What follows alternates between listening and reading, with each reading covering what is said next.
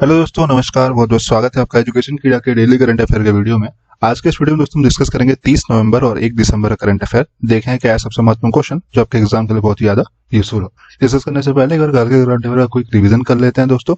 तो कल के करंट अफेयर का पहला क्वेश्चन था दोस्तों कि भारतीय राष्ट्रीय टीम फीफा रैंकिंग में अब कौन से स्थान पे पहुंच गई है। ठीक है, तो भारतीय राष्ट्रीय टीम दोस्तों अब 104 स्थान पे पहुंच चुकी है। ठीक है, अगला क्वेश्चन था दोस्तों कि पर्यावरण, वन और जलवायु परिवर्तन मंत्री भारत जलवायु परिवर्तन ज्ञान पोर्टल लॉन्च किया है जिन्होंने। पर्यावरण, वन और जलवायु परिवर्तन मंत्री का जो है नाम क्या है। ठीक है, तो इनका नाम जो है प्रकाश जावड़ेकर जी है। ठीक है, बात करते हैं दोस्तों अगले प्रश्न की कि राष्ट्रीय सांख्यिकी कार्यालय यानी कि एनएसओ के अनुसार सितंबर तिमाही में भारत का जो जीडीपी दर था वो क्या था। तो इनके अनुसार जो जीडीपी दर था भारत का वो -7.5 था। ठीक है, अगला क्वेश्चन था दोस्तों कि केंद्रीय सड़क परिवहन और राजमार्ग मंत्री ने हाल ही में उत्तर प्रदेश में कितने राष्ट्रीय राजमार्ग परियोजनाओं के लिए लगभग 7,477 करोड़ रुपए की योजनाओं का शिलान्यास किया है। तो ये टोटल 16 सड़क योजनाएं हैं जो उत्तर प्रदेश राज्य में शुरू करने के लिए कहा गया है। ठीक है, अगला क्वेश्चन था दोस्तों कि निम्नलिखित में से किस देश ने आर्कटिक में एक सिरकॉन हाइपरसोनिक क्रूज मिसाइल का सफलतापूर्वक परीक्षण किया है। तो दोस्तों ये मिसाइल रशिया के द्वारा सफलतापूर्वक परीक्षण किया गया है। ठीक है, अगला क्वेश्चन था दोस्तों कि भारतीय सेना के कोर का नाम बताइए जिन्होंने हाल ही में गुजरात और राजस्थान में 1971 किलोमीटर की साइकिल यात्रा शुरू की है। तो यह कॉनक कॉर्प्स के द्वारा ये यात्रा शुरू की गई है। ठीक है, अगला क्वेश्चन था दोस्तों कि निम्नलिखित में से किसे निर्माण कंपनी ने बुलेट ट्रेन परियोजना का हिस्सा बनने के लिए 7,000 करोड़ रुपए का ऑर्डर दिया है। तो ये लेजर एंड टर्बो यानी शॉर्ट फॉर्म पे इसे L&T के नाम से भी जाना जाता है, इस कंपनी को दिया गया है। ठीक है, और आखिरी क्वेश्चन था दोस्तों कि कैम्ब्रिज डिक्शनरी के अनुसार 2020 का वर्ड ऑफ द ईयर कौन सा शब्द बना है। तो दोस्तों ये जो शब्द है ये क्वारंटीन शब्द है। ठीक है, मतलब कैम्ब्रिज डिक्शनरी के अनुसार क्वारंटीन शब्द का अर्थ जो है सबसे ज्यादा बार ढूंढा गया है। ठीक है, इस 2020 में। बात करते हैं दोस्तों आज के करंट अफेयर के पहले प्रश्न की कि when is national organ donation day celebrated. ठीक है, राष्ट्रीय अंगदान दिवस कब मनाया जाता है। तो दोस्तों हर साल भारत में यह दिवस 27 नवंबर को मनाया जाता है। ठीक है, तो राष्ट्रीय अंगदान दिवस पिछले 10 वर्षों से 27 नवंबर को हर साल भारत में मनाया जाता है। ठीक है, यह दिन जागरूकता को बढ़ावा देने और मृतक दाताओं द्वारा स्वास्थ्य और मानव जाति के लिए ठीक है निस्वार्थ योगदान को मानवता से हमारे विश्वास को फिर से स्थापित करने का उद्देश्य से मनाया जाता है। ठीक है, वर्ष 2020 में 11वें राष्ट्रीय अंगदान दिवस को चिन्हित किया गया। ठीक है, यह स्वास्थ्य और परिवार कल्याण मंत्रालय के तहत राष्ट्रीय अंग और उत्कृष्ट प्रतियोगिता संगठन द्वारा आयोजित किया जाता है। बात करते हैं दोस्तों उपयोगी नोट्स की। तो राष्ट्रीय अंग और उत्कृष्ट प्रतियोगिता संगठन का जो मुख्यालय है वो नई दिल्ली में है। ठीक है, बात करते हैं दोस्तों अगले प्रश्न की कि निम्नलिखित में से किसने 5 राज्यों में हनी एफपीओ प्रोग्राम जो है शुरू किया है। ठीक है, who among the following has launch honey FPO program in 5 state. ठीक है, तो ये जो लॉन्च किया गया है दोस्तों ये नरेंद्र सिंह तोमर जी के द्वारा किया गया है और इसके डिटेल हम देख लेते हैं पूरी जानकारी के लिए क्या है ये एफपीओ प्रोग्राम। ठीक है, तो केंद्र कृषि और किसान मंत्रालय नरेंद्र सिंह तोमर ने शहद उत्पादन के लिए 5 राज्यों में हनी फार्मर प्रोड्यूसर ऑर्गेनाइजेशन ठीक है यानी कि एफपीओ प्रोग्राम का उद्घाटन किया है। ठीक है, हनी एफपीओ कार्यक्रम का उद्देश्य जो मधुमक्खी पालन उद्योग के मुद्दों का समाधान करना है और देश में शहद उत्पादन का बढ़ावा देना है। ठीक है, इससे किसान का आय बढ़ाने का लक्ष्य को प्राप्त करने में भी मदद मिलेगा। ठीक है दोस्तों, इन 5 एफपीओ को national agriculture corporate marketing federation of India limited यानी कि NAFED द्वारा स्थापित जो है वो किया जाएगा।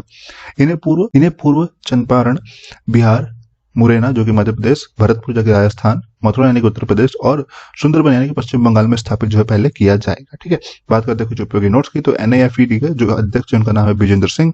इनकी जो स्थापना हुई थी वो 2 अक्टूबर 1998 हुई थी और NAFED का जो मुख्यालय वो है नई दिल्ली में। ठीक है, NAFED जो जैसे मैंने आपको बताया दोस्तों NAFED क्या है, NAFED है national agriculture cooperative marketing federation of India limited. ठीक है, बात करते हैं दोस्तों अगले प्रश्न की कि यूबीएस ने भारत के जीडीपी को फिस्कल 2020-2021 के लिए कितने % पर प्रोजेक्ट जो है किया है।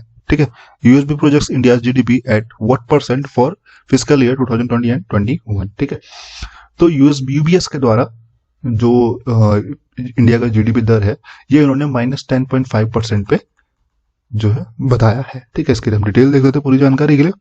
तो दोस्तों यूबीएस ने अपने वैश्विक अर्थशास्त्र और बाजार आउटलुक के अनुसार 2021-2022 रिपोर्ट में फिस्कल ईयर 2021 में जो रिपोर्ट का जो बताया है जीडीपी दर वो -10.5% जो है बताया है। ठीक है, वहीं अगर बात करें 2021-2022 के लिए यूबीएस की उम्मीद है कि वित्त वर्ष 2022 तक दोस्तों में भारत की वास्तविक जीडीपी वृद्धि जो है वो +10% तक पलट जाएगी। ठीक है, हालांकि ये बस उम्मीद है, एक अनुमान है, बट इसका कोई गारंटी नहीं है कि सच में ऐसा हो पाएगा। ठीक है, यूबीएस के वित्त वर्ष 2023 में भारत का जो जीडीपी दर है वो 6.2% तक विस्तार करने का अनुमान जो है वो लगाया है। ठीक, बात करते हैं दोस्तों अगले प्रश्न की कि भारत और किस देश ने पर्यावरण संरक्षण और समझौता पर हस्ताक्षर किया है। ठीक है, India and which country has signed MOU on environmental protection. ठीक है, तो भारत और फिनलैंड ने दोस्तों मिलकर इस समझौते पर हस्ताक्षर किया है। भारत और फिनलैंड ने पर्यावरण संरक्षण जैव विविधता संरक्षण के क्षेत्र में सहयोग के लिए एक समझौता ज्ञापन पर हस्ताक्षर किया है। ठीक है, एमओयू पर भारतीय पक्ष में पर्यावरण मंत्री प्रकाश जावड़ेकर और उनके फिनिश समक्ष क्रिस्ट मिकेन ने वीडियो मोड के माध्यम से जो है हस्ताक्षर किया है। ठीक है, आगे भारतीय और फिनिश साझेदारी को आगे बढ़ाया और तकनीकी, वैज्ञानिक और प्रबंध क्षमताओं को मजबूत करें और पर्यावरण संरक्षण और जैव विविधता संरक्षण के क्षेत्र में द्विपक्षीय सहयोग विकसित करें। ठीक है, समर्थन जो है वायु और जल प्रदूषण को रोकथाम, ठीक है, अपशिष्ट प्रबंधन और परिपथ अर्थव्यवस्था को बढ़ावा देना है, जैसे क्षेत्र में सर्वोत्तम प्रथाओं का आदान प्रदान हो सके। ठीक है दोस्तों, बात करते हैं अगले प्रश्न की कि निम्नलिखित में से कौन जो है 22,000 रनों तक पहुंचने वाला सबसे तेज बल्लेबाज बन गया है। ठीक है, who among the following become the fastest batsman to reach 22,000 runs. ठीक है, तो दोस्तों ये विराट कोहली हैं जिन्होंने पिछले मैच में अपना जो 22,000 रन कैरियर का पूरा किया है। ठीक है, तो भारतीय क्रिकेट टीम के कप्तान विराट कोहली ने खेल में एक और रिकॉर्ड बनाया। उन्होंने सचिन तेंदुलकर के रिकॉर्ड को तोड़कर 22,000 रन पूरे करने वाले सबसे तेज बल्लेबाज जो है वो बन गए हैं। ठीक है, वो अपनी 662वें पारी में मुकाम पे पहुंचे हैं। ठीक है, तेंदुलकर ने 493 बार बल्लेबाजी की थी इस मुकाम पे पहुंचने के लिए, और वहीं अगर बात करें ब्रेन लारा की तो उन्होंने 511 पारी खेली थी और रिकी पॉन्टिंग ने 514 पारी खेली थी। ठीक है, सभी प्रारूपों में 50 से अधिक औसत के साथ साथ एकमात्र बल्लेबाज कोहली ही हैं जिन्होंने टेस्ट में 7,240 रन, वनडे में 12,834 रन और T20 में 2,794 रन बनाए हैं। ठीक है, बात करते हैं दोस्तों अगले प्रश्न की कि निम्नलिखित में से किस बैंक ने पीओएस टर्मिनल पर SMS पे लॉन्च किया है। ठीक है, which of the following banks has launches SMS पे ऑन POS टर्मिनल। ठीक है, तो दोस्तों ये है यस बैंक के द्वारा लॉन्च किया गया है SMS पे सर्विस ऑन POS टर्मिनल। इसकी हम डिटेल देख लेते हैं पूरी जानकारी के लिए। तो यस बैंक ने POS टर्मिनल पर SMS पे कार्य क्षमता शुरू किया है जो व्यापारियों को अपने ग्राहकों से संपर्क रहित और दूरदर्शित भुगतान स्वीकार करने में अनुमति देगा। ठीक है, यस बैंक ने नई सुविधा शुरू करने के लिए फ्रेंच भुगतान सेवा कंपनी वर्ल्डलाइन के साथ जो है सहयोग किया है। ठीक है, SMS पे व्यापारी को अपने POS मशीन पर दूरस्थ भुगतान स्वीकार करने और अपने ग्राहकों को अपने घरों के आराम के बिना सुरक्षित रूप से लेन देन करने में सक्षम की सुविधा जो है प्राप्त करेगा।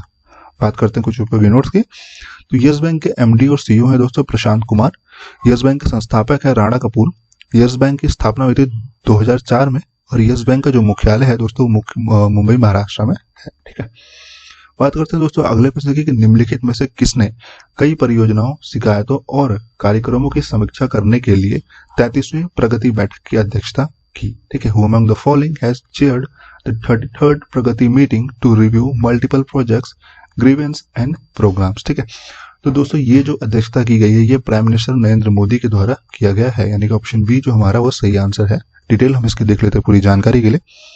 तो प्रधानमंत्री नरेंद्र मोदी ने कई परियोजनाओं, शिकायतों और कार्यक्रमों की समीक्षा करने के लिए 33वें प्रगति बैठक की अध्यक्षता जो है की है। प्रगति का अर्थ जो है वो प्रोएक्टिव गवर्नेंस और टाइमनल इम्प्लीमेंटेशन है। ठीक है, 10 राज्यों और केंद्र शासित प्रदेशों से संबंधित लगभग 1.41 लाख करोड़ रुपए की परियोजनाओं की समीक्षा जो है वो की गई है। इनमें उड़ीसा, महाराष्ट्र, कर्नाटका, उत्तर प्रदेश, जम्मू और कश्मीर, गुजरात, हरियाणा, मध्य प्रदेश, राजस्थान और दादर नागर हवेली शामिल थे। ठीक है, तो दोस्तों आज के इस वीडियो में बस इतना ही। वीडियो पसंद आई होगी तो वीडियो को लाइक जरूर करेगा, वीडियो को शेयर करना मत भूलिएगा दोस्तों अपने चैनल्स में, और सबसे इंपॉर्टेंट चीज चैनल को सब्सक्राइब करना मत भूलिएगा ताकि आपको ऐसी वीडियो हर दिन मिल सके। मिलते हैं दोस्तों आपसे कल के वीडियो में, तब तक नमस्कार, धन्यवाद, जय हिंद, जय भारत।